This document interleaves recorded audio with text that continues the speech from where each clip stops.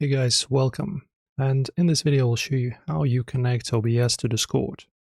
So the main reasons why you want to enable or connect OBS to Discord is to stream out either your sound or your video output into Discord. So for example, if you have some kind of funny thing you want to do, maybe set some kind of frame for your camera, or maybe instead play a video inside of your camera, or add an image like a static image or a GIF instead of your camera, you can do all that. So pretty much whatever source you can choose in OBS, you can set that source also as your video output on Discord. So pretty much what that means when you answer a call, let me show you. So when you answer a call, for example, this one, and if I enable my camera, I will be actually demonstrating something that I have in my OBS, right? In here instead of my camera. So let me demonstrate.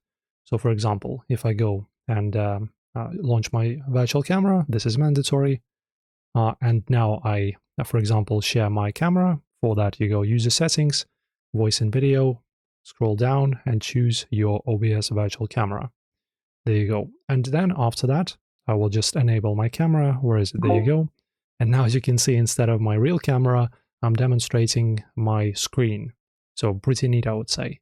So this is how you do it. So whatever you have as your pretty much output, you can have on your Discord, which is pretty nice.